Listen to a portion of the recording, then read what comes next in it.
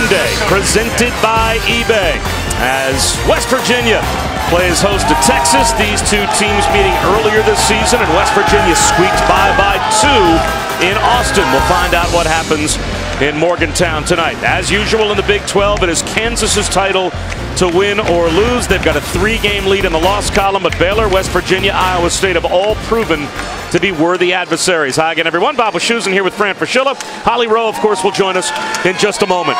What a week it's been for the Mountaineers. 2 brutal games, both going to overtime, losing a 14-point lead at Allen Fieldhouse and losing the game, losing a late 6-point lead on Saturday to Texas Tech, winning in double overtime.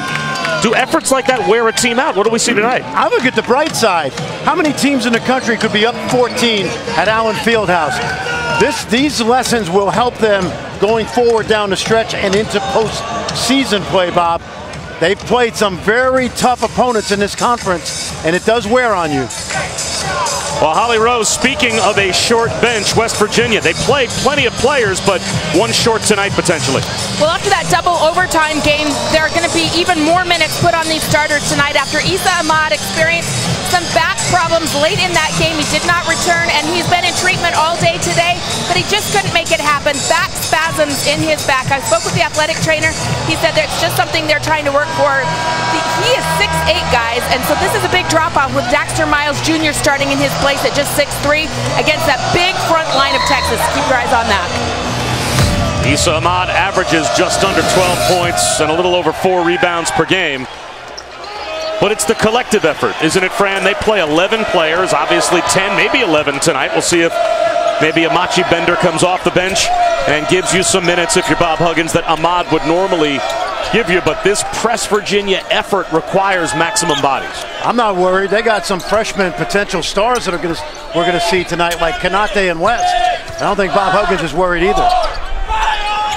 Miles in and out for 3 to start the game. Daxter Miles, by the way, had 2 monster putbacks against Texas Tech in the overtime win on Saturday. Javon Carter with the rebound. Miles trying to go coast to coast and drag the pivot foot. Well, Bob Huggins in his 10th year. The only 2 active coaches that have more career wins than Bob Huggins are Mike Krzyzewski and Jim Bayard. Not a bad twosome. Bob Huggins will be in the Hall of Fame at some point. Incredible job at a number of different places. Out of control is Kerwin Roach, but he is able to work his way to the free throw line as Miles commits the foul. One of the things you're seeing early from Texas, attack. Don't let that pressure stymie you in the backcourt. Get it up quickly.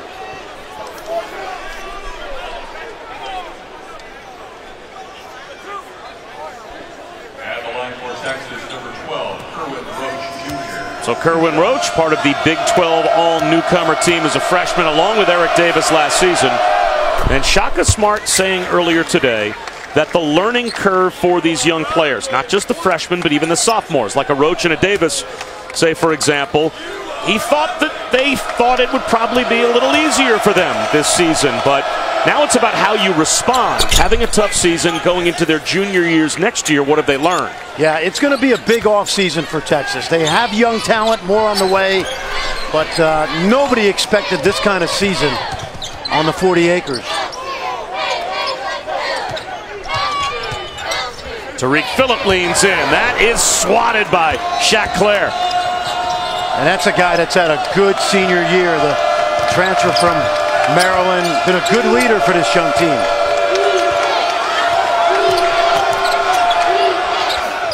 Davis knocks down a jumper. And he was worked hard by Nathan Adrian, who oftentimes will come out of that press and still stay on the point guard. Tough shot, but a good shot.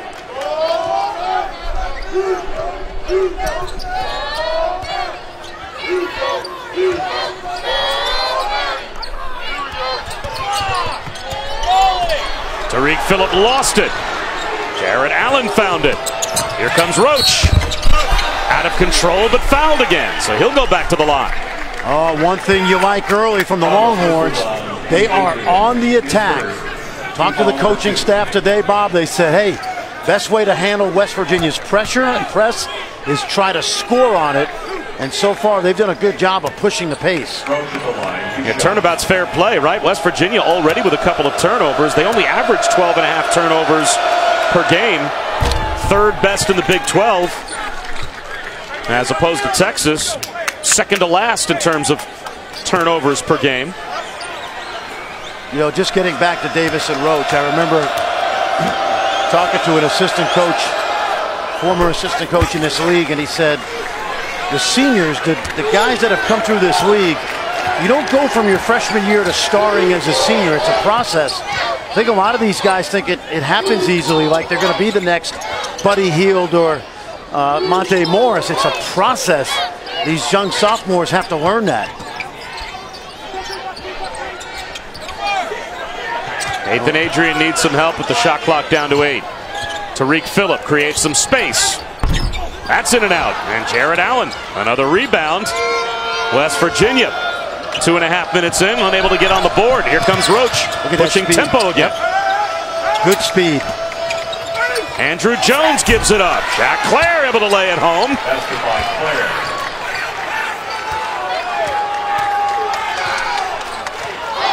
Bob Huggins is displeased with the first 2 minutes and 45 seconds, to say the least. He's letting his players hear about it. How can you tell? There are signs. You'll pick up on them if you glance to your left. Body language. Macon? Yes. He had a big game. Double-double in the win over Texas Tech, and he finally breaks the ice for West Virginia. Yeah, we got a chance to see that, Bob. I thought the energy level that he displayed on Saturday was really helpful to the Mountaineers.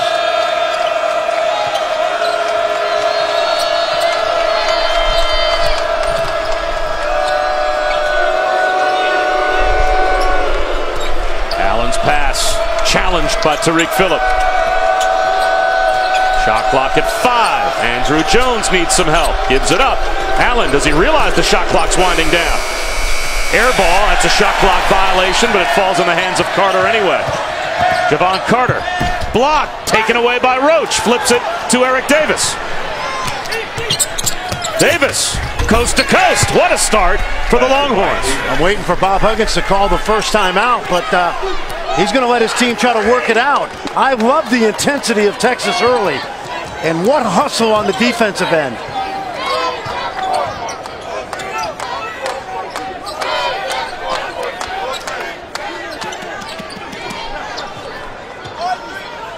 Adrian with the shot clock down to 8.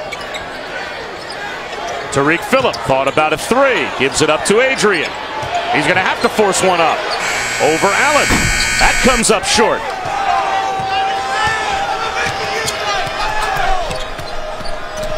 Davis, step back. That's good. It's a double-digit lead for the Horns. What a start for Texas. This is like a prize fight. And right now, Texas has knocked West Virginia on the canvas. Let's see how they react. Pretty good reaction as Adrian hits a triple. And that allows them to set up the pressure. And it creates a turnover. Tariq Phillip fouled by Jack Clare. West Virginia's specialty made basket, set up the pressure, get the turnover, and change momentum.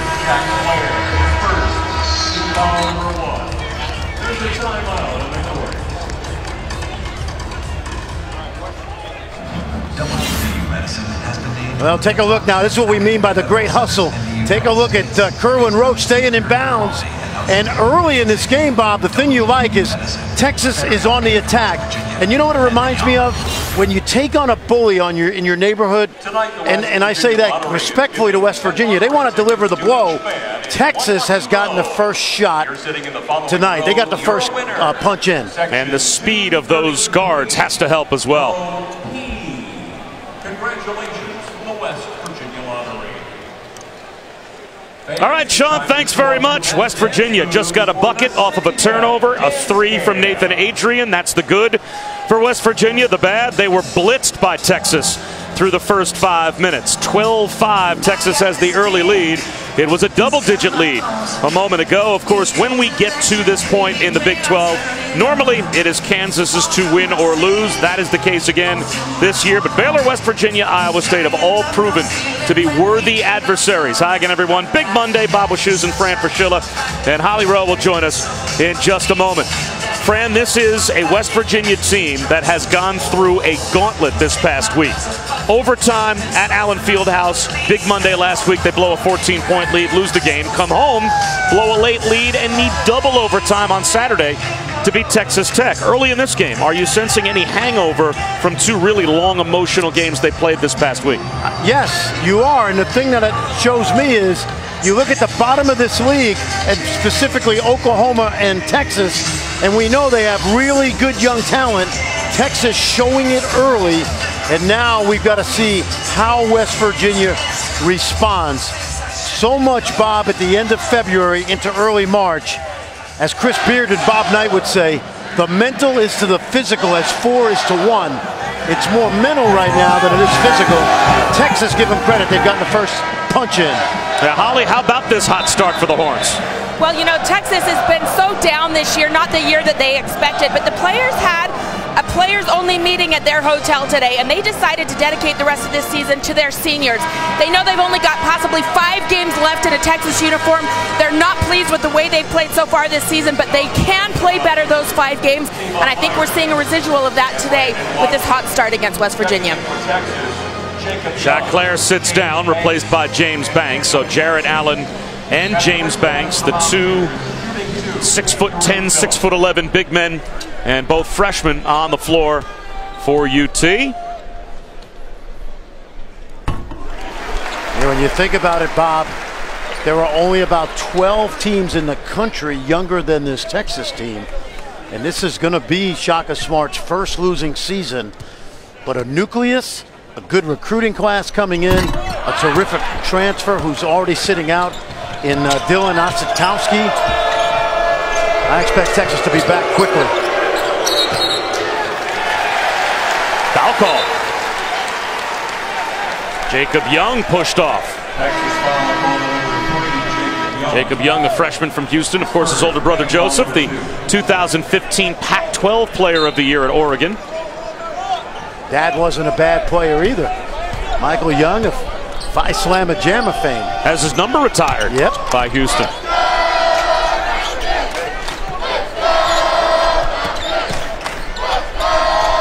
Swatting it away is James Banks as he rejects Tavon Myers.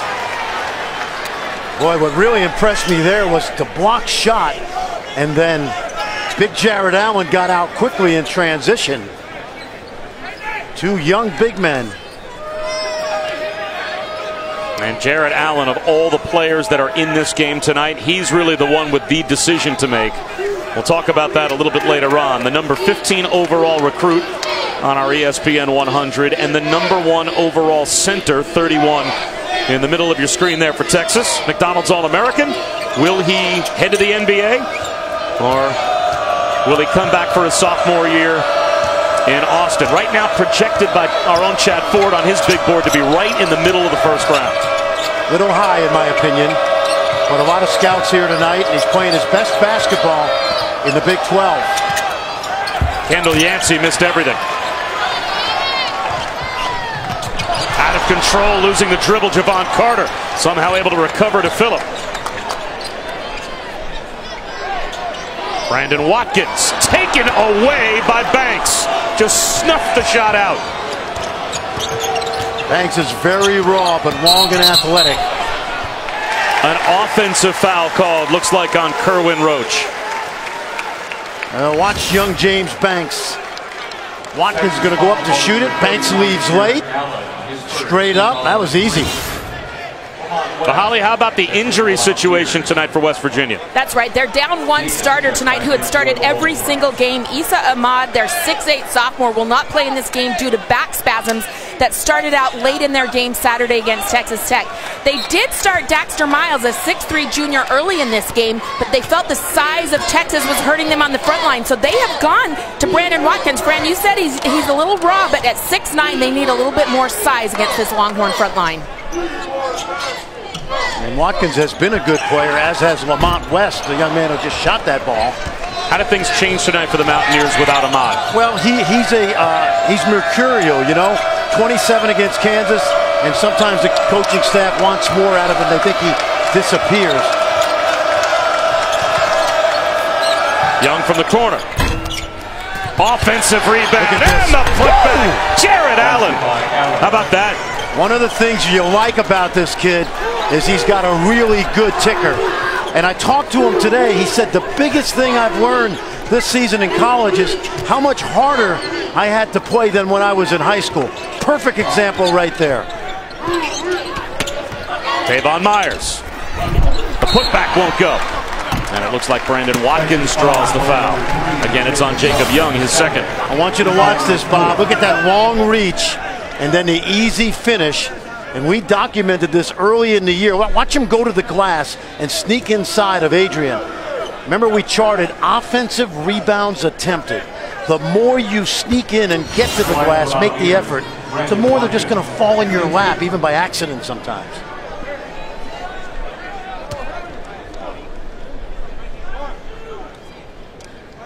For a player to grab 3 or 4 offensive rebounds in a game, how many, when you were charting it, did you have to teach that player? Look, you want 4 or 5 rebounds a game offensively, you have to attempt X number of rebounds. You have to go as often as you can. And for me, a good number was I wanted 20 offensive rebounds attempted a night from somebody like Jared Allen. Now, your teammates are going to grab some, the opponent's going to grab some, because you don't want to get in foul trouble.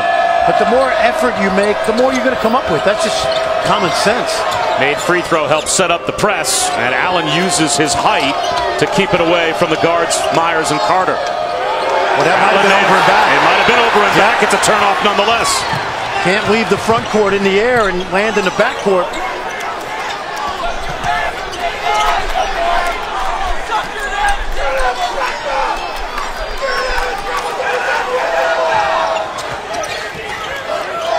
You were right about Bender. He's in early, the freshman from Poland.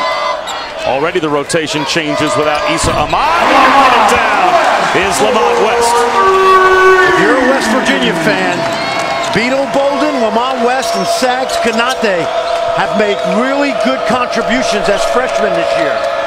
Eventually, they're going to be big-time Big 12 players.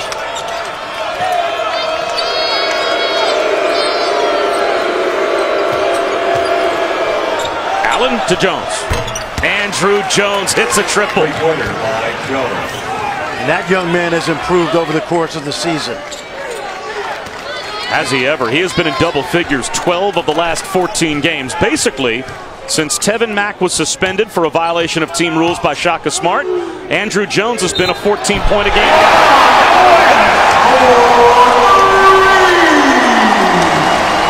Talked about making an impact as a freshman. Chance for a 4-point play doesn't hurt. Lamont West, remember the name. He's only 18 years old, redshirted a year ago. He'll come out of nowhere like guys like Niang, Buddy Hield, and the others in this league. Holly Rose spent some time with the Maniacs earlier today. You don't want to miss that.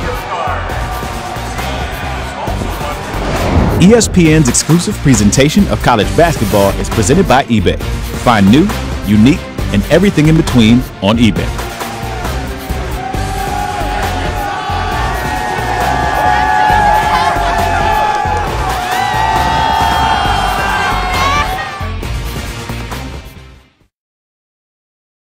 Maniacs.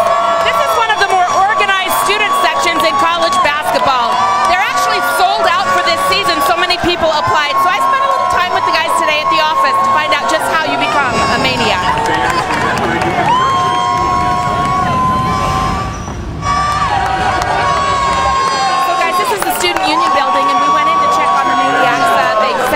They showed me how they do some of their cheers. Here is the musing of the game, the bum of the game, Jared Allen. I didn't like that. I think he's a very nice young man, but they taught me how to do some of the cheers.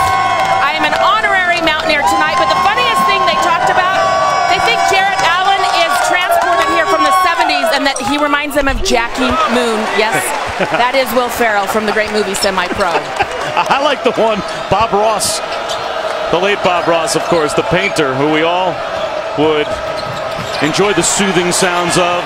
Wherever it was, Jared Allen got the inspiration for the hair.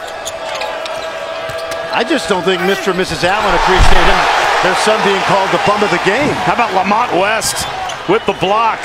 Carter hits a three. Defense to offense for West Virginia.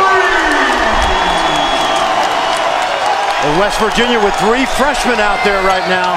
Kerwin Roach gets pinged on his way to the bucket. Bender, another freshman. The shot clock may have reset.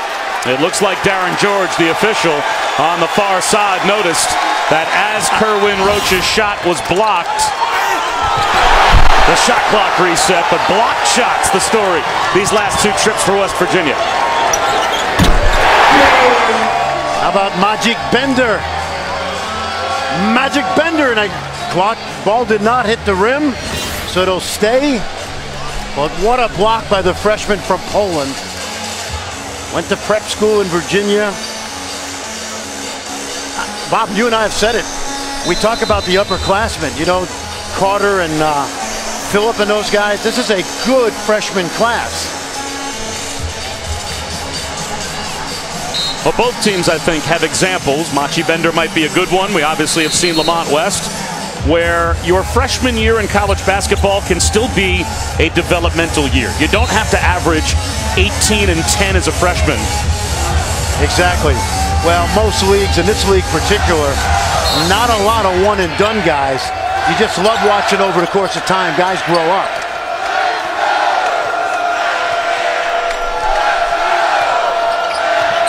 As I mentioned, there's 3 freshmen out there for Bob Huggins right now, all frontline players. Roach, the long miss to Carter. Got to guard Lamont West because he could really shoot the 3 ball.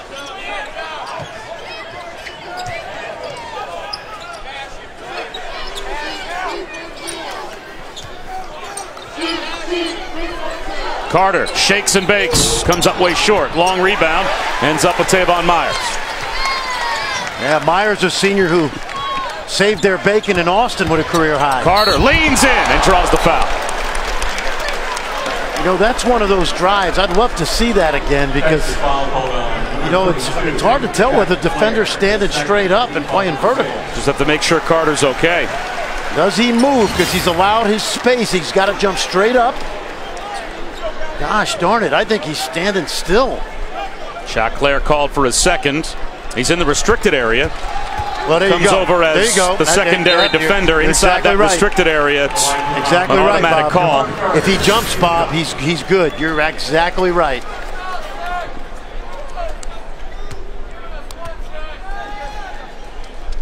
And some early foul trouble now for Shaka Smart to manage.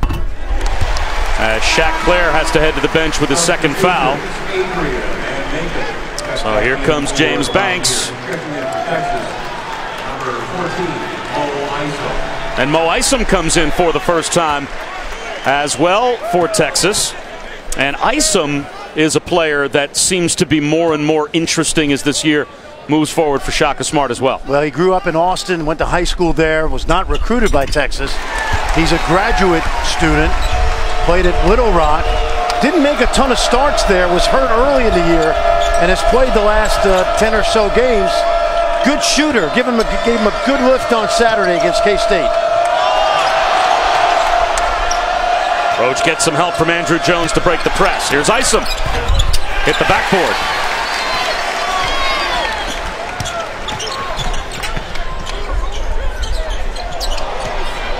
One thing you like about West Virginia, they don't take a lot of bad shots. Watch the ball. That ball will move side to side unless Myers shoots it. Offensive rebound Macon. Carter allows the flyby. Can't get it to go. Adrian keeps it alive, but beaten to the edge by Eric Davis.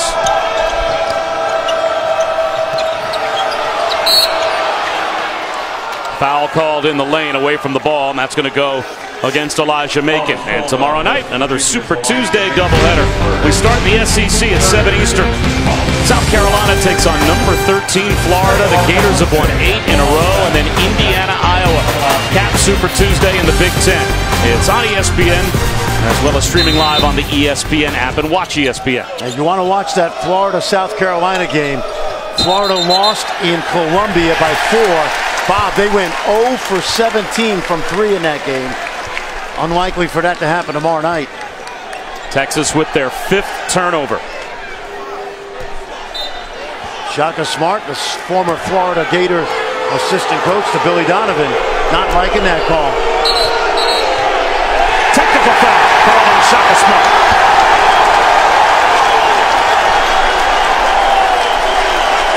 Technical foul has been issued against Texas coach Shaka Smart. Shaka Smart seems more perplexed he got that technical than he is upset. Darren George teed him up from the opposite side of the court, and Shaka Smart's trying, I think, to tell the officials, I wasn't yelling at the official, I was trying to talk to my team. Well, it's hard to tell, Bob. I personally thought he was not happy with the call at the previous end of the court, and I didn't see the call. I know this, I never liked as a coach, if an official missed a call, for you then to tee me because I was upset. So I don't know if he had a right to be or not, but he does far less barking on the sideline than most coaches in the league, and they do get away with it a little bit more. It's an 11-0 West Virginia run to come from 10 down to now take a 4-point lead. West seals inside and scores. Boy, how good is Lamont West, and how good will he be at the point of that press next year? Remember, West had 21 against Oklahoma State earlier the year, and big at Virginia. Roach missed everything.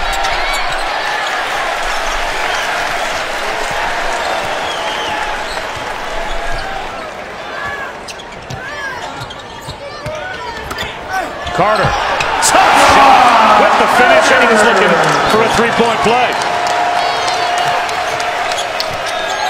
Allen, down the lane, couldn't throw it home, but a foul call. Challenged by Zach Kanate. What you like about Allen, however, you're right, Bob, I just love that he's trying to dunk this. We've seen Kanate really be a nice rim protector, but I like that Allen has the ferocity to go to the basket. This is something he's learned over the course of his freshman year. Bob Huggins was pointing up at the big monitor on the scoreboard hanging over the court and telling the officials no foul there. He saw the replay and thought Kanate got all ball. Kendall Yancey checks in for the Longhorns.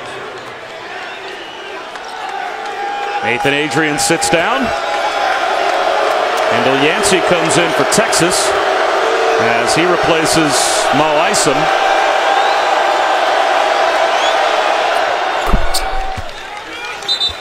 Tariq Phillip back in for West Virginia. And now Allen will take a seat. And Banks will come back on for Texas. A 15-0 run for West Virginia a moment ago. And it was all Javon Carter and Lamont West. They scored all 15 points. Little 2-3 zone now by Texas. Let's see if that changes the tempo, because you're right, Bob. They got going, West Virginia. There's West. Why not? Keep knocking down threes. Wait till he grows up. He doesn't even know what he's doing yet. Looks like he's got an idea tonight. No, I'll tell you, he's come a long way in a year. I've told a number of my NBA buddies about him, and he's not on anybody's radar yet, but give him time. Shot clock under 10. Roach will drive it and lay it in. He'll be in the blogs tomorrow, trust me.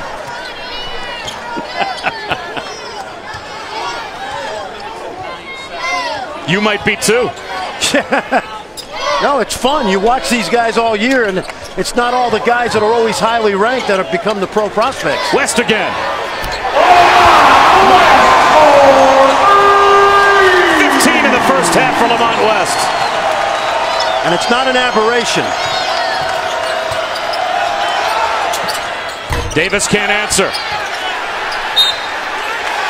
Out of bounds off of Texas. Good hustle by Javon Carter. And what a night it's already been for Lamont West. His 6th game this season in double figures. A great start for Texas, led by Jared Allen. But the response from the Mountaineers.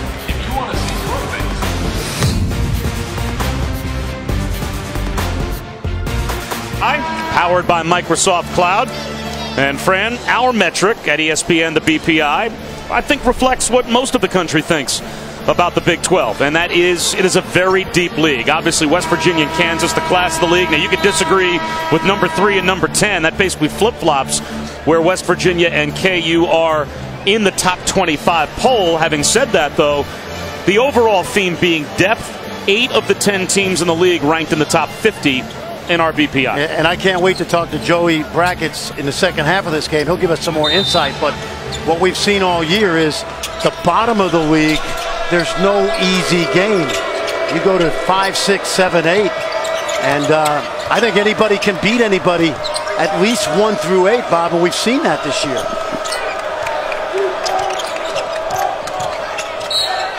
Foul called on Macon as he jumped out on Kerwin Roach.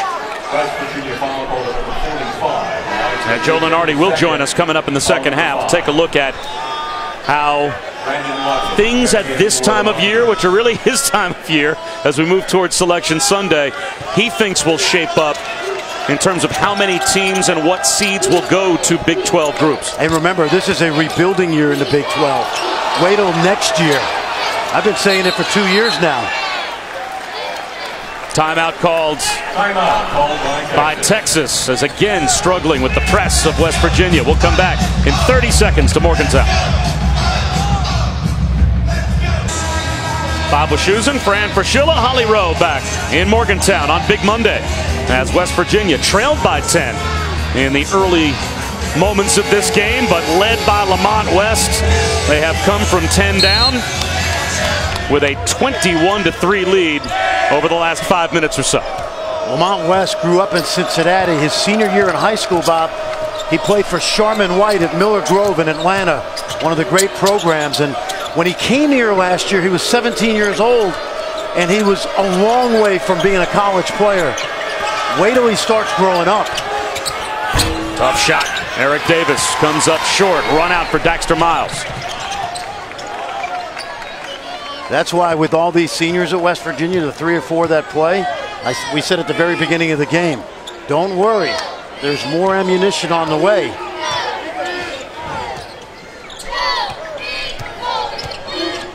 Miles turns it over, taken away by Kendall Yancey. Off to Roach. Somehow able to finish, plus the foul. What a reverse by Kerwin Roach. And he's got a chance for a 3-point play. He didn't even have to dribble. And a nice find by Yancey, who started that play with the steal. Watch Roach now. This is a triple jumper, state champion. And I love that he used the other side of the rim. He gets hit on the head and a good finish. PhD, proper hand development right there. The way he spun that ball with his right hand on the other side of the backboard.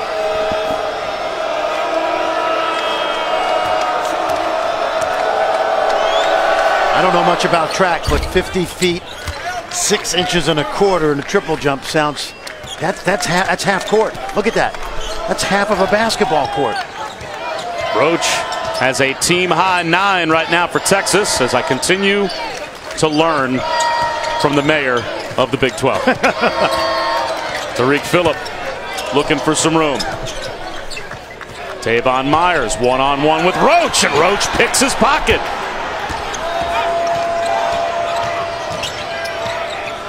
Remember what we've seen from West Virginia. They have a tendency lately, Bob, to let you back in the game. Lamont West called for the foul, trying to body up Jared Allen underneath. That's his second foul. And Wednesday night, catch 4 Hall of Fame coaches and their teams in action. Starts at 7 Eastern in the Dome. Jim Boeheim and Syracuse taking on Coach K and Duke. And then it's off to Chapel Hill for Rick Pitino, squaring off with UNC, Louisville, and North Carolina. That's Wednesday night, ESPN, as well as streaming live on the ESPN app, and watch ESPN.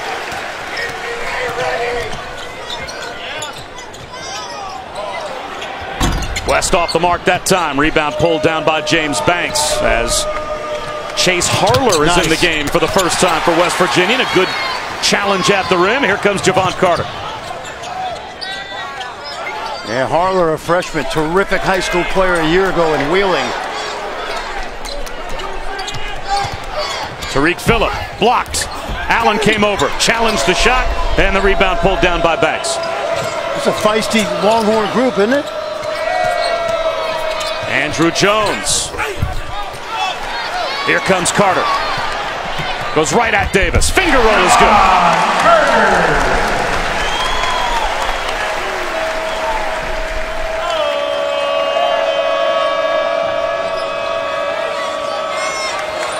Javon Carter already in double figures for the 21st time this season.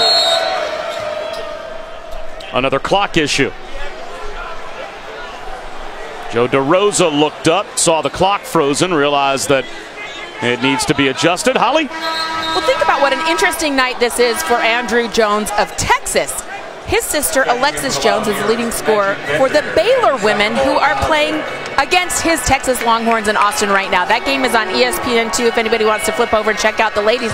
Texas, last I checked, had a lead over Baylor. They beat them earlier this season in Waco, but kind of a strange night for Andrew. He's got to keep his mind focused right here, though, in Morgantown. That's got to be some history of one-on-ones in the driveway, right? You've got the leading scorer on one of the top women's programs in America going up against her younger brother, who, by the way, we had as number 29 in our ESPN 100 coming into this season, a McDonald's All-American, and he was telling us earlier this season, and Holly can attest to that, right, that it was no easy sledding for Andrew against Big Sister. That's right. He said it was until his sophomore season in high school that he could actually beat her. He was 5'8" as a freshman in high school. He grew 8 inches over that one summer, and finally he could get the best of his sister. But he said, I feel like I'm always chasing her. And he is again tonight as they're playing opposite on ESPN2. Holly, I have a feeling the Joneses are in attendance tonight, knowing how much they support these two, this young man and young lady, don't you think? Absolutely. I know they drive to all her games when they're not at Andrews. They're a very dedicated family. And we had a big Monday contest, a Red River rivalry game earlier this season where Andrew Jones hit a rainbow three with just under 2 seconds to go to give Texas an emotional win over Oklahoma. And that's probably the moment of the season for these Longhorns. They haven't had many, obviously, 7 games below 500, but Andrew Jones showed big shot-making ability in that game against OU, and it looks like the clock is still being looked at the replay monitor by the officials. As Texas got it across the midcourt line, you could see only 1 second came off the shot clock, so that's when Joe DeRosa looked up and realized that there was a timing error. And let's see where they take the shot clock and game clock down to. So Darren George coming over and telling Fran Fraschilla that they had a malfunction on both clocks that last sequence. So now they take the shot clock down to 24.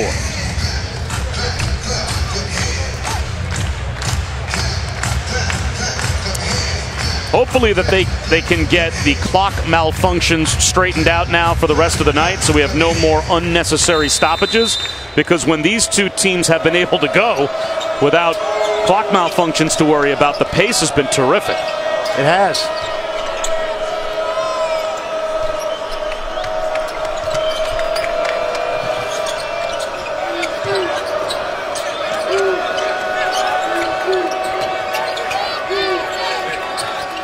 Allen inside.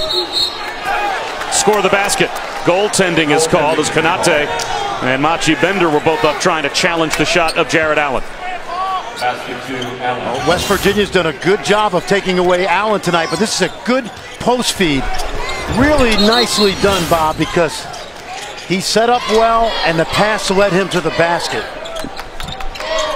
Allen's had to work tonight because they have really done a good job of crowding him inside. Shot clock winding down again for West Virginia. Machi Bender with the shot clock at 5. Goes at Banks and gets blocked again. Bender, a soft flip, that won't go. Out of bounds, it looks like off the horns. West Virginia ball when we come back. An 8-point lead for the Mountaineers here in Morgantown.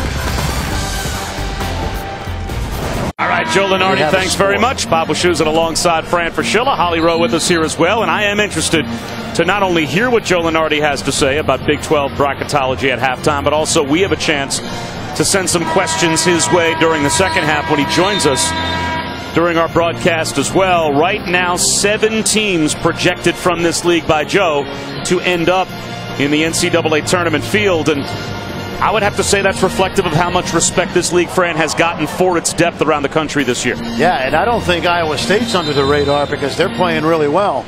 The team that's under the radar in this league is Oklahoma State, who started out 0-5 and now are in serious contention for an NCAA bid. And I got to tell you, Bob, I don't know if you saw it the other night. You were traveling. That Bedlam game in Stillwater was a phenomenal game. Oklahoma led most of that game, and then Juwan Evans took over down the stretch. But 2 really good young teams. Andrew Jones just fouled Lamont West before West Virginia could even inbound the ball. First on Jones, but of course that puts Lamont West at the free throw line with Texas over the limit. When you look at Lamont West, he's got a perfect shooting stroke. He's got length. He's 6'8". You can tell he's got long arms. He's active, and he's just a baby. So you're trying to figure out what he's going to be like 3 years from now. Turnover off the press. Carter able to finish. It only takes one mistake, and it can cascade. Davis for 3. Knocks it down. Good find by Roach.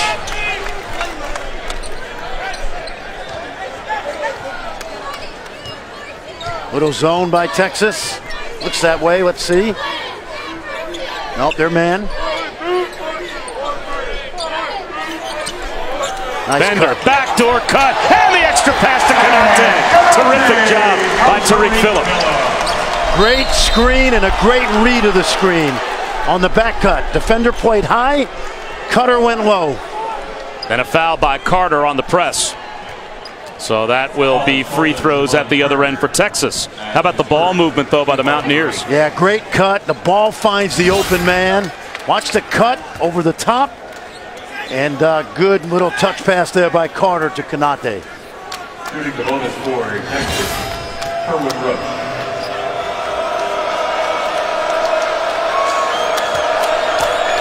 18 fouls apiece, so it's a 1-and-1 for Roach. Can't hit it.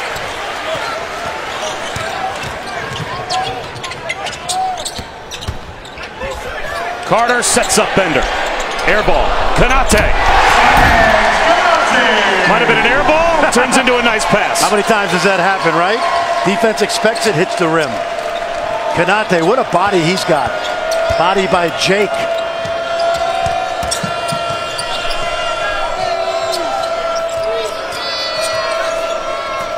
Allen throws it down. The dunk of the year. The dunk of the year in the league. Oh my goodness! I'm in shock.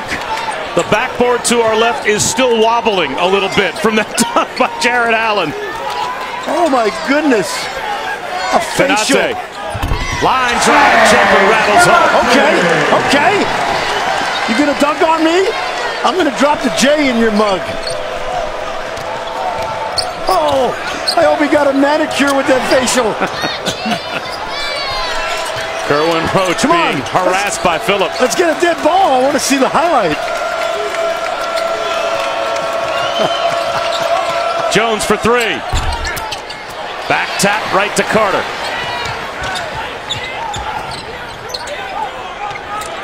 West, another triple. Goes down.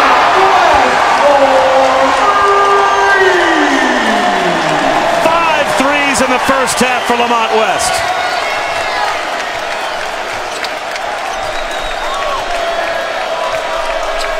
He's now up to 58 on the draft blogs.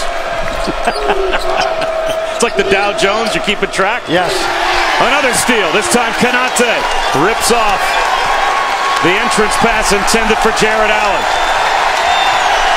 Well, The Mountaineers have woken up after that slow start.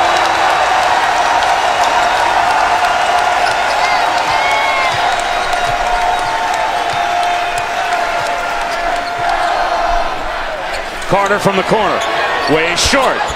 That time Konate couldn't grab what could have been another pass. That might have been a pass to Konate, who knows? Kerwin Roach off to Jones. Saved by Banks, but right to Konate. Carter crosses over. Konate called for an over-the-back foul. Oh, the whistle that Fran was looking for, so we could see this again. Watch this, man. Look at that dunk. You talk about reach. That's 7'6" right there. And we know Konate is a shot blocker. Oh, my goodness. You know, we talked to the coaching staff today, Bob, and there's all this talk about, is he ready for the NBA? How high will he go? He's not going to play much next year in the league as a rookie if he does come out. But what Shaka Smart and Darren Horn said, wait till he's 24 or 25. That's the thing about this kid. Wait till he grows up.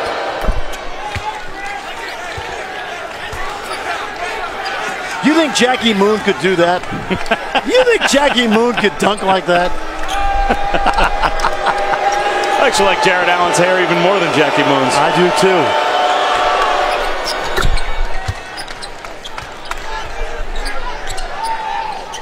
That was one of the musings brought together by the WVU Maniacs that Holly spent time with earlier today. It's a very creative student section. And now it looks like a timeout will be called by West Virginia, setting up this last shot potentially before the end of the first half.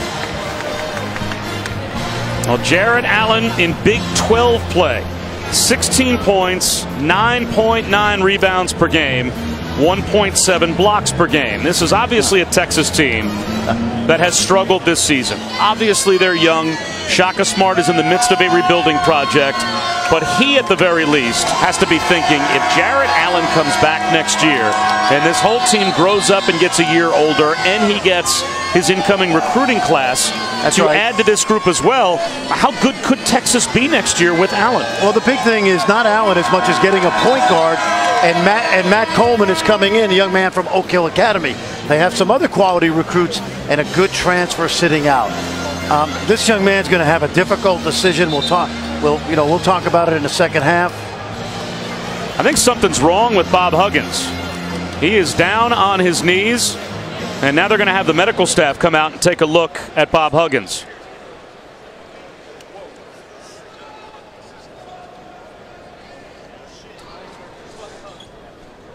The players were startled, and they waved over to the medical staff and the trainers and said, someone get out here and take a look at Coach. Now that is good to see that he's able to walk off the court.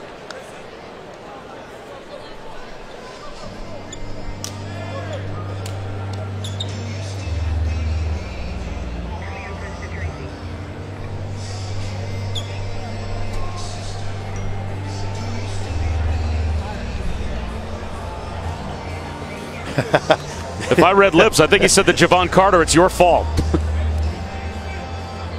Bob has had heart issues in the past.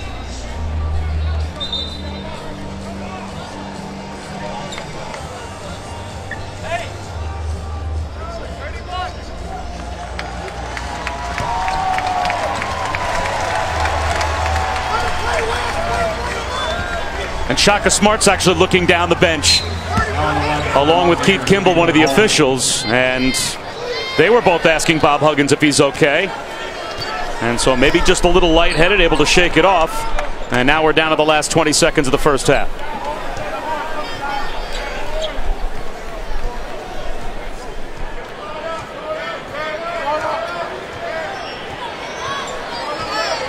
Carter gets a screen to the corner. James Bolden, air ball. And that should, as a shot clock violation, still leave a few tenths of a second on the clock for Texas to maybe have a catch and shoot opportunity before halftime. Dax Miles checks into the Mountaineers.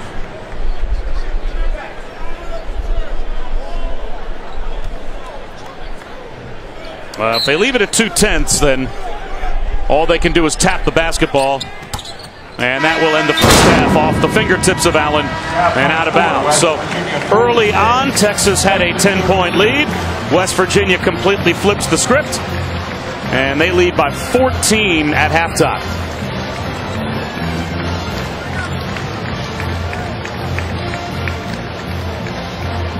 So it's time for the halftime report. Carl Ravitch back in the studio to anchor the halftime break. 14-point lead on Big Monday for West Virginia. Ravi? Good to see Bob Huggins looking completely healthy and appreciative of the concern shown by Shaka Smart, because this was the scene earlier towards the end of the first half. Bob Huggins went down to his knees, lost his balance, and his players obviously concerned, called medical personnel over. Bob Wischusen and Fran Fraschilla here. Holly Rowe, you had an opportunity to investigate what was wrong with Coach Huggins. Well, guys, I was able to speak with Coach Huggins as he came out of the locker room at halftime. I said, Coach, what happened? He said, my defibrillator went off. I do believe it gave him a little bit of a shock.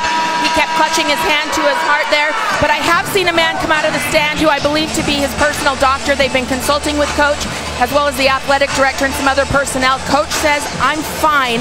He has tried to reassure his players that he is okay to continue coaching in this game.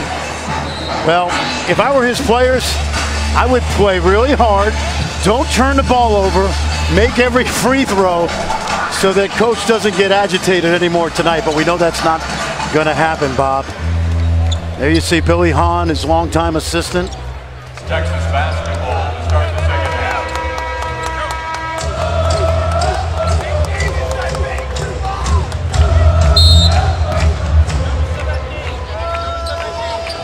Well, the good news for Bob Huggins is his team came from 10 down in the first half to take a 14-point lead, and doing it, Fran, very much the way that West Virginia does things. Their pressure created turnovers. There were times a very young Texas team was helter-skelter. Here's Jarrett Allen. That baby jumper goes, but the pressure for West Virginia seemed to have the desired effect. Sped up Texas at times. They had a tough time handling waves of pressure that West Virginia can send at you. Texas got off to a terrific start. They got the first punch in, but they haven't been able to sustain it, Bob, because West Virginia did fight their way back into this game. Adrian threw up an air ball, shot clock to 8, as West Virginia still has it. Adrian bounces one into a turnover. Here's Andrew Jones. He leans in.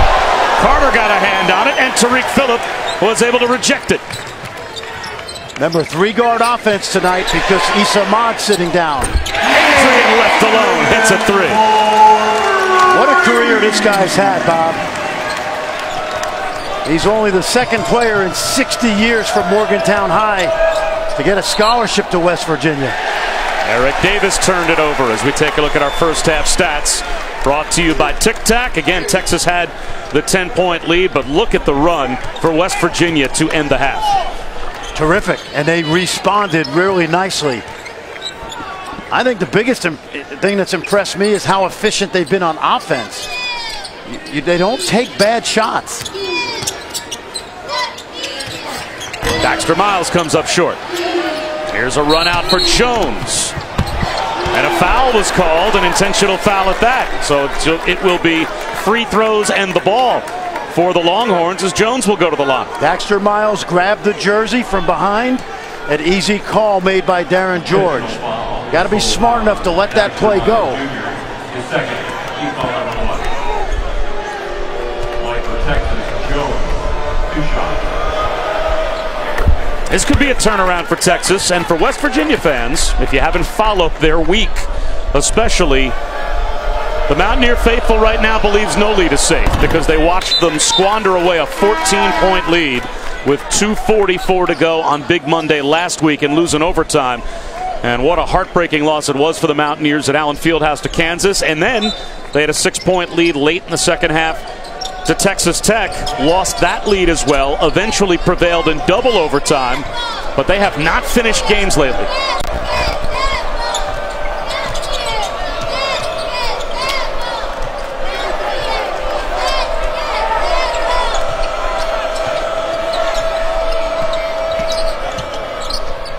Roach cross court to Davis. In and out. Offensive rebound. Andrew Jones. The putback is good. Nice effort. Ball came off softly and Jones snuck in there. 3-guard offense for Texas.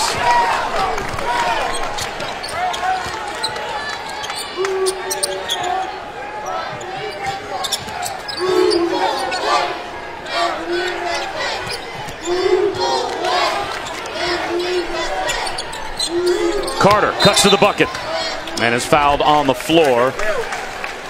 Kerwin Roach picks up the personal. Number 12, Kerwin Roach, called for the personal, his First on Roach.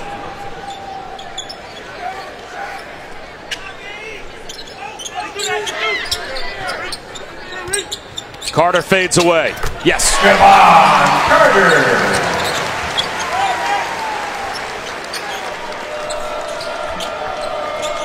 Here comes the press set up off the made basket. Yeah, not coming and doubling as much. Watch Adrian, he's lurking. Now he comes. It's random. He comes late. And gets a deflection. Eventually a turnover as Shaq Claire was not ready for the pass from Eric Davis. Last year, Jonathan Holton was on the point of the press. He's a more athletic player than Adrian.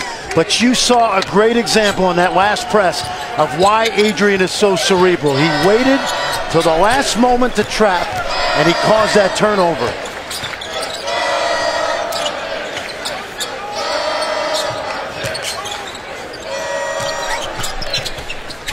Macon, yes, and West Virginia sets up the pressure again. That looked familiar, that move, Bob? Macon with 17 on Saturday. Foul called on Carter on the reach in. Watch Macon, quick move now. He got hit below the waist on this move. But watch the quick move over Shaq Clear. Needed to catch his breath a little bit, but boy, people were excited over the weekend about his performance on Saturday. His second career double-double, first this season, 17 points and 12 rebounds against Texas Tech, and brought a different energy level, especially to the offensive end for West Virginia. Allen steps out along two, connects. Bob, he makes 50% of his two-point jump shots, and that's a 6'10" guy.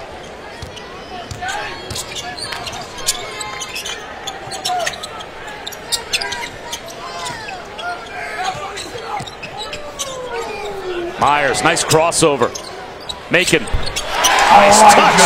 The soft jumper from Elijah Macon. He's got 6, perfect from the field. Well, other than Elijah Macon, there's nobody happier watching this kid play well than Bob Huggins. He's known this young man since 8th grade. Came to camp when he was younger, and he's paying it off tonight. How dangerous will West Virginia be come March Madness time? Joe Lunardi. He'll join us when we come back, getting ready from the bunker to talk Big 12 bracketology when we return. Virginia over Texas, but in the Big 12, we've seen the depth of this conference on Big Monday. Bob Wischusen here with Fran Fraschilla, Holly Rowe in Morgantown, and Joe Lunardi is in the Infinity Bracket bunker, kind enough to spend some time with us and talk some Big 12 bracketology. And Joey Brackets, my first question deals with West Virginia. They're a very interesting team. They've got 5 losses to unranked teams. They've got a win over Baylor and Kansas when those teams were both number 1 and number 2 respectively.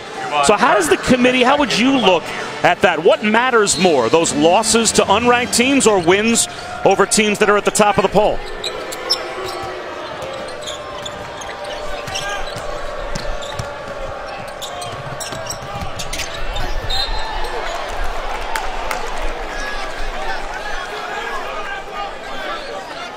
Foul is called on number 20, Brandon Watkins. First, team foul number 3. The line for Texas, number 4, James Banks. 2 shots.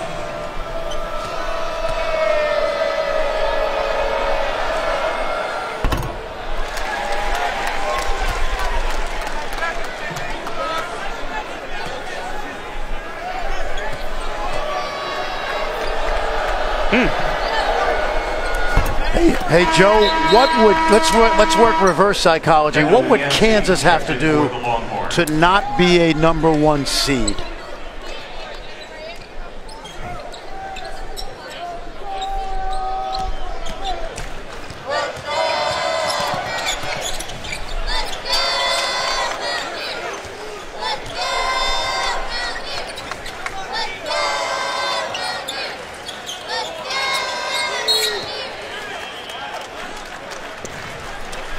Texas foul called on number 5, Kendall Yancey, his first, second team foul against the Longhorns.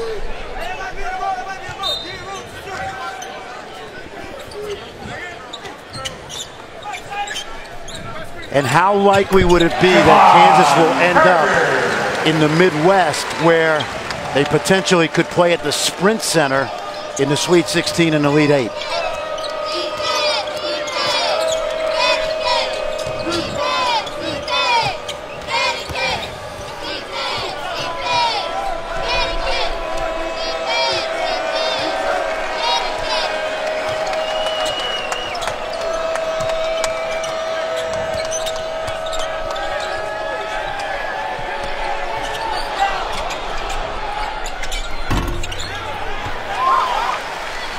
And Kansas, obviously, Joe, I'm assuming is getting that respect based on the league that they play in the Big 12 this year. Only 10 teams. It seems like there's quality all the way through the league. And maybe you can give us the wide-angle lens view of the teams that are on the bubble, the teams that still have work to do, and how many you think from this league eventually are going to make it into the field. Team foul number 3, Young and Jones check in for the Longhorns.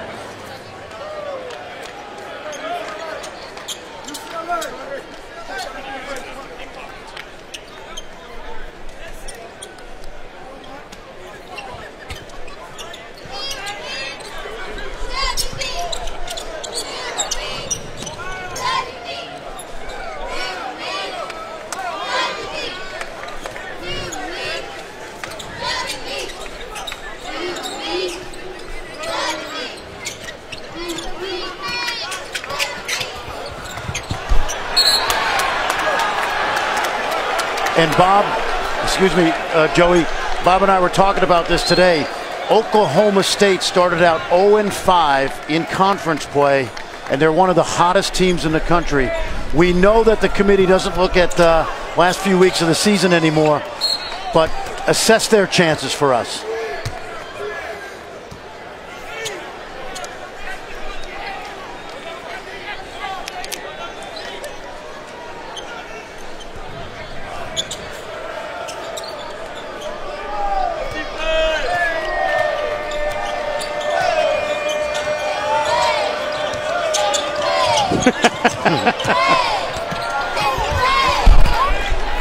Passed by Yancey.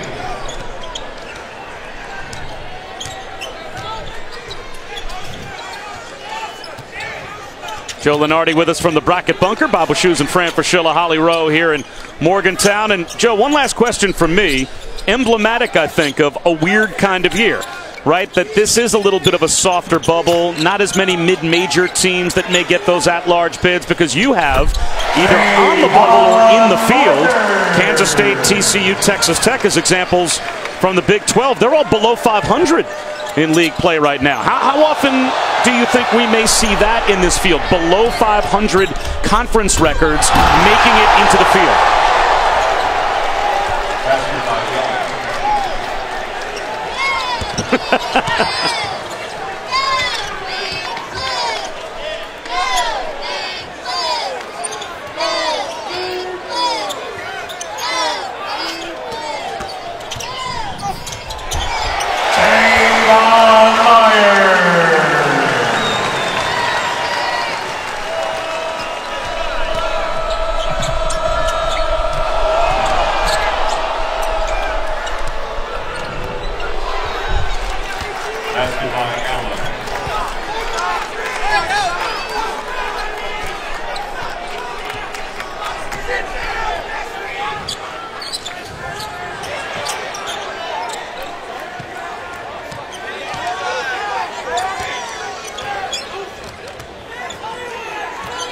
Interesting. Joe, thanks so much for the time. We appreciate it. It's going to be a really interesting selection Sunday. And this could be a very interesting season for West Virginia if Lamont West shoots it like that. He's got 6 threes, a career-high 23, part of a big night right now for the Mountaineers. When it comes off his hands, Bob, it looks like it's going in. He's got great shooting form. A player that only had 1 game in double figures in the last 13. It was that 21-point effort against Oklahoma State. Remember, he only plays 11 minutes a game because of the depth of this team. Foul called. It will stay with Texas when we come back, but West Virginia opening up a 64-47 lead on Big Monday. ESPN's exclusive Desk brought to you by Northwestern Mutual. Simple plan, get the ball to Lamont West. Well, it's fun to watch this guy, Bob. Remember, he redshirted last year, and he's only playing 11 minutes a game because this rotation is so deep. But he's got a great stroke. He's an athlete, and when you talk to the coaching staff, they absolutely love his long-term potential. And this is great to see from this young man waiting his turn. Holly, a player with a lot of potential. That's right, but a concern right now, you'll see he's kind of gingerly walking over to the bench right now. He came off the floor after that last timeout limping. He was seen to by the athletic trainer in the huddle. He gave him some kind of an oral medication. I saw Lamont tell one of his teammates the inside of his right knee is bothering him. We'll see if he can return.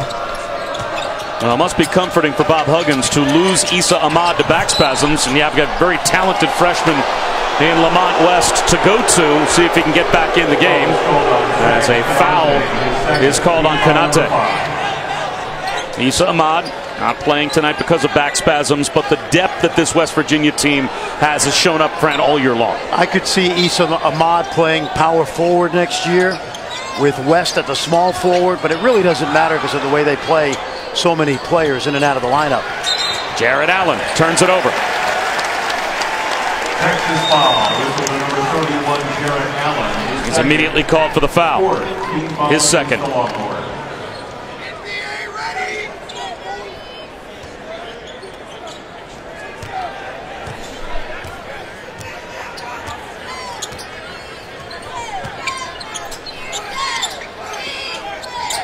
Watch Adrian here, a little triangle offense, good post feed. Kanate turns it over. He walked. That's only the 7th West Virginia turnover. Now you mentioned it earlier, Bob. As good as the pressed Virginia defense is, I think this offense is better this year than it's ever been. They don't turn it over, they shoot it better. More scorers. Andrew Jones. Well, Allen and Jones, 2 McDonald's All-Americans a year ago.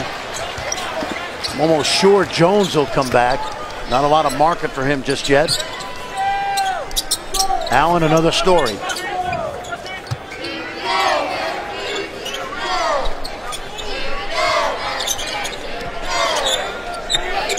This is what we call motion offense right here. 5 moving. Adrian gives it up. Carter trying to beat the timer and does with a 3. Great ball movement again by West Virginia. Absolutely, inside out, suck the defense in, and this West Virginia team, when they play their best, they don't beat themselves on the offensive end. And then a 5-second violation.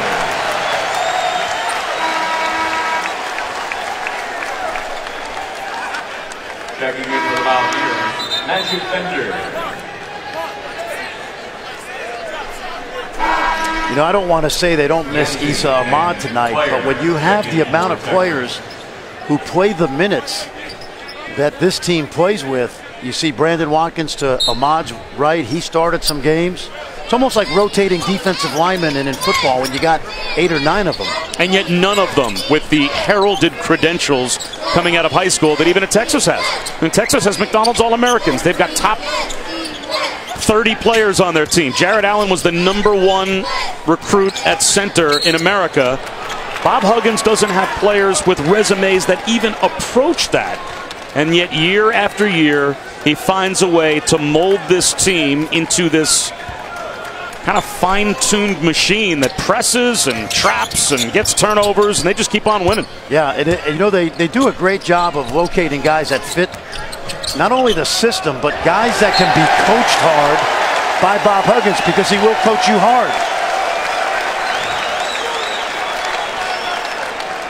Guys, to follow up on what you're talking about, we toured the Bob Huggins facility today, his beautiful practice facility, went through his office, and I saw a big sign on one of the graduate assistants' offices with the definition of prima donna, and then also a little thing that talked about the disease of me. They actively preach that this is about all of us. We're better as an ensemble. And, you know, Shaka Smart of Texas even appreciates what West Virginia's doing. When guys come in and they're playing only 10 or 11 minutes, but they're giving it 100% out. They're high energy. They are so deep and so good. That is avoiding the disease of me. It's all about team for this West Virginia group. That was an interesting observation by Shaka Smart, the reverse dunk by Jared Allen. But he did mention that it's so impressive to see players play 10, 11, 12 minutes a night like a Lamont West, and yet not see selfish tendencies, not see a disruption of chemistry. That they all seem to do it and do it enthusiastically. And that says a lot about not only Bob Huggins, but the kinds of kids he gets to come be a part of his program as Kanata uses the glass. There's an old saying, Bob, the whole is greater than the sum of the parts. Yep. That describes West Virginia basketball in few words. Roach draws the foul. Well, tomorrow night, catch another Super Tuesday doubleheader. It starts at 7 Eastern in the SEC. South Carolina takes on a Florida team that's won 8 in a row, and then Indiana and Iowa will cap the night in the Big Ten. Super Tuesday on ESPN, as well as streaming live on the ESPN app and Watch ESPN.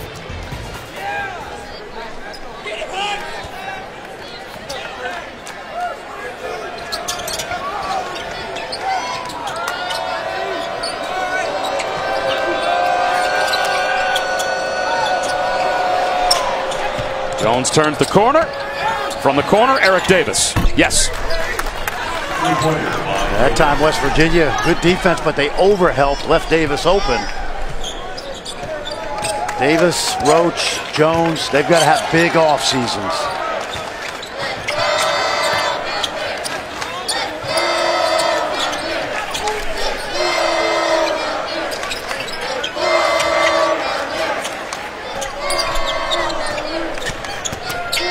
Tariq Phillip tries to wrap a pass around and misses Bender underneath. You know, you say a young player has to have a big offseason. When a coach tells a freshman becoming a sophomore, this is the definition of a big offseason, what boxes have to be checked? Well, first of all, incredible work ethic. You got to be there every day. You can't get better unless you're in the gym. You got to get with the strength coach. You got to assess with the coaching staff after this season, what are my weaknesses and what do you want me to get better at? And I don't care if it's Frank Mason, Buddy Hield, Perry Ellis, you know, Naz Mitru Long. The fun part about watching this league is to see guys from their freshman year to their senior year grow up, Bob. It's not like instant oatmeal where you just put the hot water in and stir it around. It takes a lot of work to become a really good college player. And how much of that work happens from, say, you know, June through September as opposed to what we get a chance to call all season long? I would say from the 2 weeks after the season until September, you know. By the way, these guys at West Virginia, it's steel cut oatmeal, you know. Shot clock under 10 for the Mountaineers.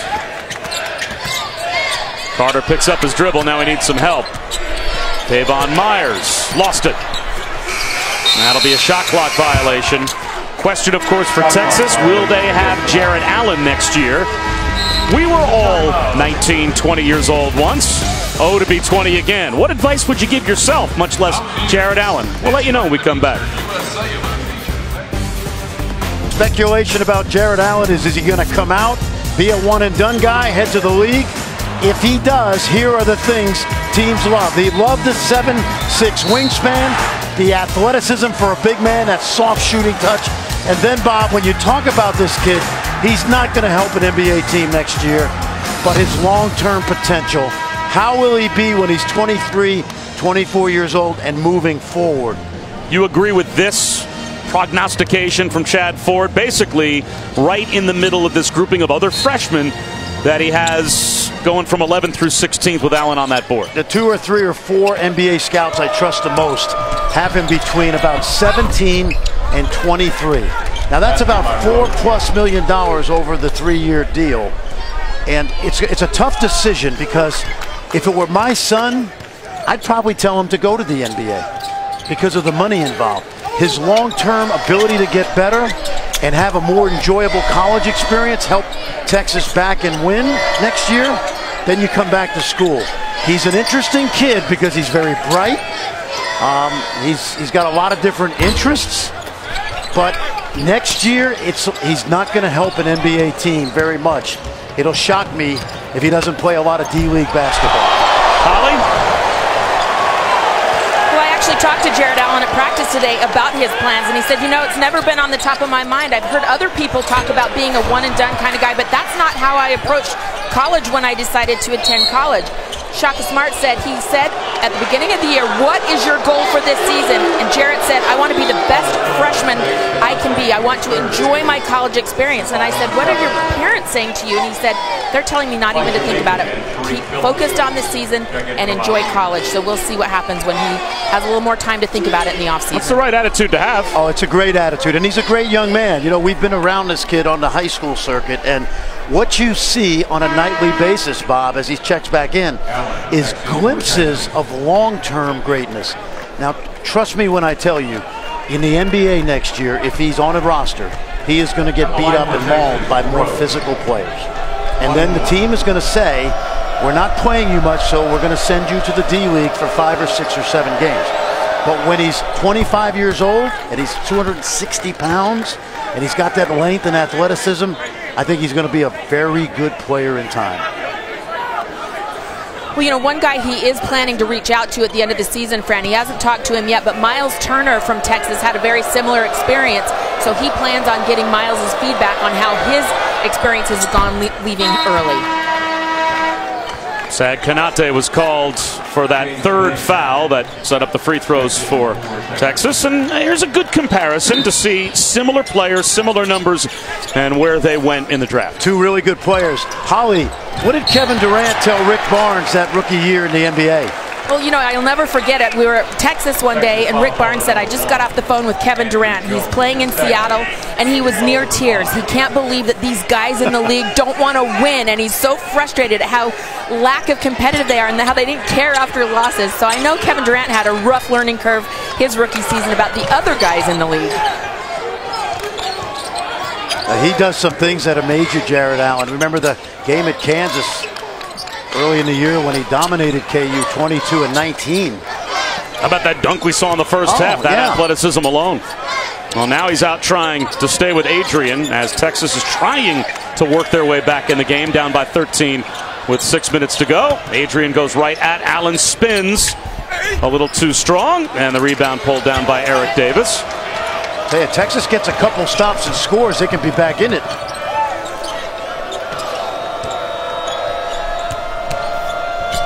Andrew Jones, high off the glass, gets his own miss.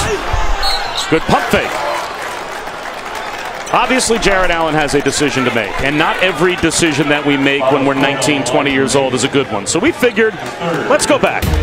What decisions would we maybe make if we could do it all over again? Who's that? 19 or 20 years old. Who's the beautiful blonde on the right? I would ask Holly Rowe, I guess. Holly, my question would be, that night, how was the Slayer concert? I'm just sad you didn't show my cute midriff shirt when I was rocking some abs. That was the real part of that picture. No, all right, the decisions Holly, of my hair alone would tell you that I was an idiot. I would ask you, all right, Holly Rowe's 20 years old and could tell herself one thing. What would you tell yourself?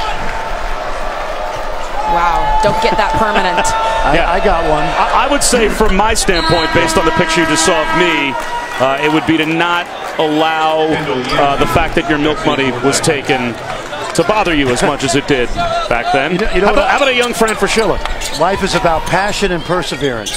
Find something you love and work your tail off at it. And for all these young men that have a chance to be good NBA players, that's what it is. Love the game and put work into it. And I think that's true for life, you know. Find something you really love to do, and it takes a lot of work. Adrian, in and out for three. Foul called, and that's going to go against West Virginia by Darren George.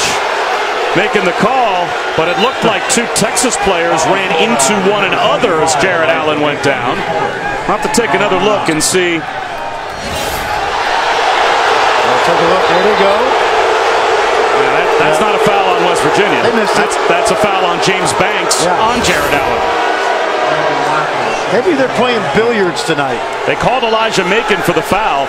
That's his fourth. So Macon has to go to the bench. And this is Jared Allen at the line to try and cut the lead down to single digits with 5:18 to go.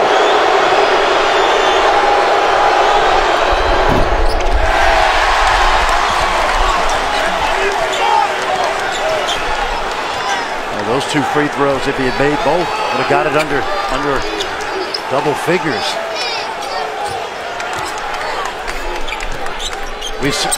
We've seen this show before, haven't we, Bob?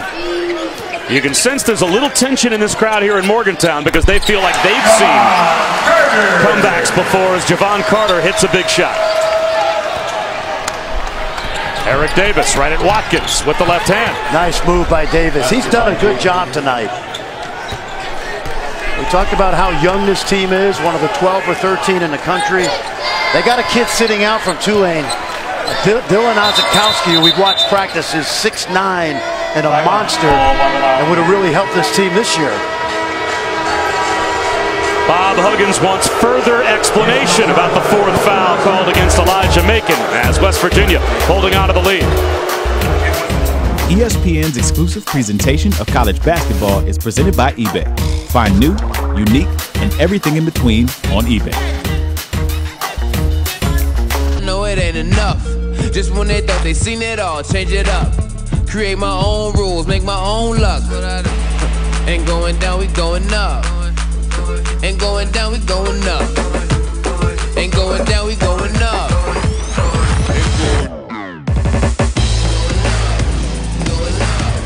Going down ain't good enough, we going up. Sangria. It's the perfect drink for when you go raving in the desert. Like that time you told your wife you were at the regional sales conference. Wait, what? Remember last March with Steve? Or use it to make a white wine spritzer, perfect for hanging out with 2 Chainz. I love your rap music. I have a helicopter. Ooh. We should be going. You don't like boats? I like boats, and I love all these 7-Up mixed drinks. 7-Up, mix it up a little. West Virginia with an 11-point lead. They have survived several comebacks by Texas, but earlier tonight a scare as Bob Huggins had his team out on the floor. This was before halftime. They were on their way back out after a timeout, and his defibrillator activated, and he, based on that shock, went down on his knees. His team obviously thought it was something far more serious, as did Shaka Smart, as did everyone inside the WVU Coliseum. But Holly Rowe, we all breathed a sigh of relief when we saw Bob Huggins immediately shake that off. That's right. He told me at the half that I'm fine, but I did hear an assistant coach telling someone that it felt like somebody slammed him in the back. It really surprised him. That was his reaction. I did check on what a defibrillator actually does.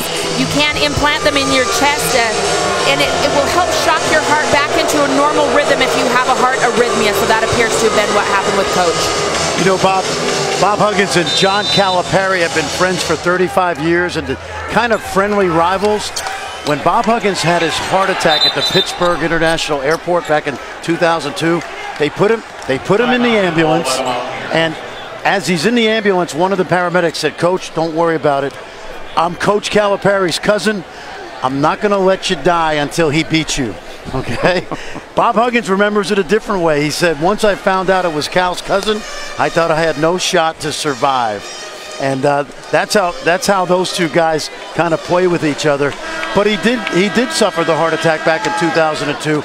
It really hasn't changed him as a coach. He's just as feisty and as aggressive as ever. And all of his friends have said, "Bob, you got to calm down." But that's not going to happen. He is who he is. And the guy's a winner, and I'm glad to see that everything looks like it's okay. He's misunderstood. I mean, as someone who probably looks at him from afar, sees him kind of laying into his players during games, and he has that, big kind of personality and persona about him, nicknamed the Bear. I mean, obviously it's, as the shot clock winds down for West Virginia. Players love him. They love him because he gets the most out of him. Can't hit the three. Rebound pulled down by James Banks. There's no question. You spend time around Bob Huggins, you end up with a completely different image. You don't come to West Virginia unless you want the coach to push you. You know that's the bargain. If you don't want to be pushed every day in practice, you don't come to this school. But once you decide to come, I don't care if it's Nathan Adrian or Javon Carter or Deshaun Butler, he's going to get the most out of you for the time you're here. Good to see Lamont West out on the floor again for West Virginia, shaking off the knee injury earlier in the game. Straightaway three, short from Phillip. West battling for the loose ball, and he draws the foul on Eric Davis. Texas foul, ball number 10. On Big Monday, you can see Bob Huggins, all the energy you could possibly need back after that scare earlier. Against Coach Boeheim, and then Coach Pitino against Coach Williams. What a doubleheader that will be on Wednesday night. How about the 1 and 2 seeds according to bracketology with Joe Lunardi? Baylor losing that war of a game to Kansas over the weekend, drops off the 1 line back to a number 2, but still, that's a lot of respect given, and rightfully so, to the top of the Big 12. Well, given what Baylor did in the non-conference, knocking off teams like Louisville, Michigan State's been down a little bit, but Oregon, when we saw them really early in the year, so not a surprise there. ACC champion, I believe, will be the 1 seed. It might be Carolina, it might be Louisville. Javon Carter tried to get one to the corner to West. Down on the deck is Eric Davis, and it looks like he was on the sideline while he was holding the basketball. Only 3 seconds on the shot clock, unless the officials rule that Davis possessed the ball. And nope, they're going to say he did not possess the basketball, so the shot clock stays at 3 for West Virginia. Let's see what Adrian does here. He's a good passer. Nice. Into Phillip, who'll drive it. Comes up short. Challenged at the rim by Jared Allen. Or check that, James Banks. And it is a shot clock violation. James Banks has done a really good job tonight protecting the rim particularly. He's really athletic. Offensive game is not caught up yet, but it's a young man that helped Shaka Smart win a gold medal at the under-18 FIBA championship. Andrew Jones with the left hand. Down goes Adrian, pulled down by Allen, who immediately checks to make sure that he's okay. And the call was Allen for basket interference as the ball was up on the rim from the shot from Andrew Jones. Immediate sportsmanship showed by both players, though, as they hit the deck hard. Let's see where that ball comes off, and he does touch it on the rim. It's a good call. You see Allen and Adrian tangle.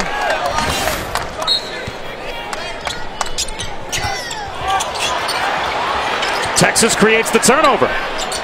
3 from the corner won't go for Davis. Strong rebound by Elijah Macon, and he draws the foul on Andrew Jones. Holly? Well, guys, you mentioned earlier that West Virginia's had a few late game breakdowns lately. Their heartbreaking loss at Kansas last Monday, a double overtime game that they barely survived on Saturday. I asked Coach Huggins today, are you worried about fatigue right now? Your kids are very tired. Some played 47 minutes on Saturday, and he said, Holly, most of these guys think they're going to go to the NBA. How long's an NBA game? 48 minutes. Get over it. I have a feeling he delivered that same message to his team. No, Holly, that's not it. A 48-minute game for these guys is like 1/3 of practice at West Virginia. It's easy. Well, and that's what you do as a coach. You make practice so hard that the games become easy. Checks back in for Texas. But he did give them 2 days off early last week after the Kansas loss. And Bob, we were here Saturday.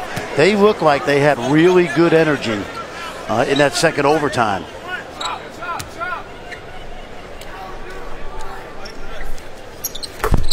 Three games in a row with at least 8 points for Elijah Macon.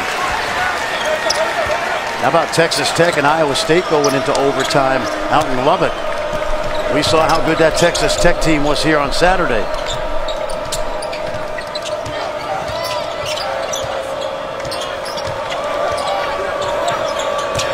Little 1-3-1 with Lamont West at the top. A lot of time coming off the clock for Texas. Eventually, it's Davis for 3, and it's pinned up against the glass. Possession arrow will give it to West Virginia. Never a good place for your shot to end up right there. But a good effort by Davis tonight. Jones checks in for Texas.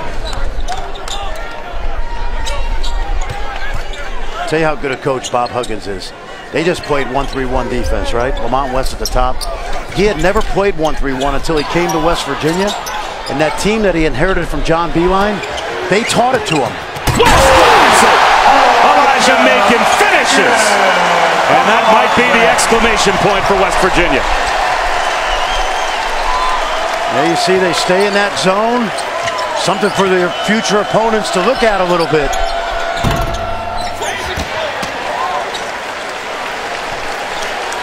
Boy, how good has Macon been the last 3 games?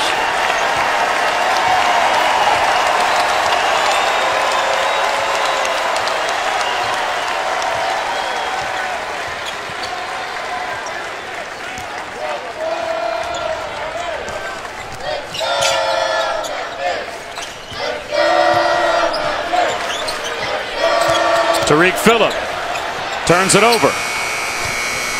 Here comes Jones. Stripped away by Adrian. That's what he does, Bob. He makes as many hustle plays as anybody in this league. Watch Adrian. Now, he even wants that ball. That might have even gone off Andrew Jones, and he begged for it. Didn't work, but the effort he's given. He's only got a couple more games in this building. This is a guy they booed in here when he was a sophomore.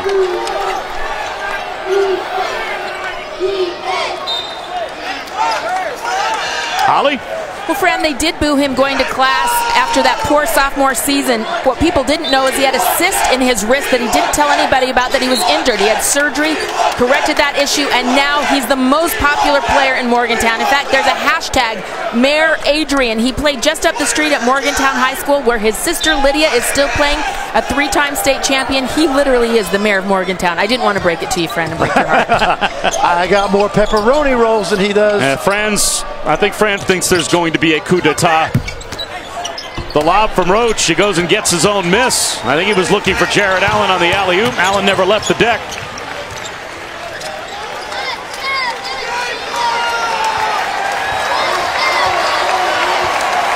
Down to a minute to go. West Virginia will improve to 22-6 on the season. 10-5 in league play.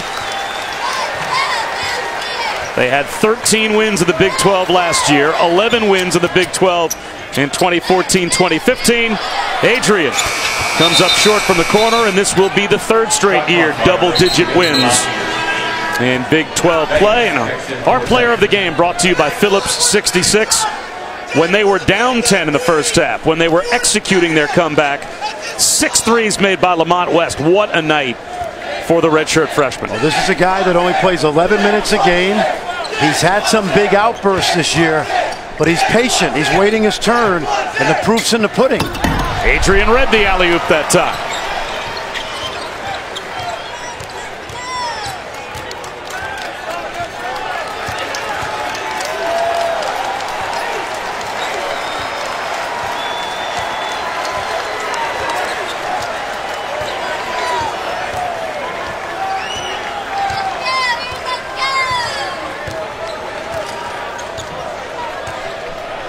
Devon Carter dribbles down the clock to 3. The long jumper won't go.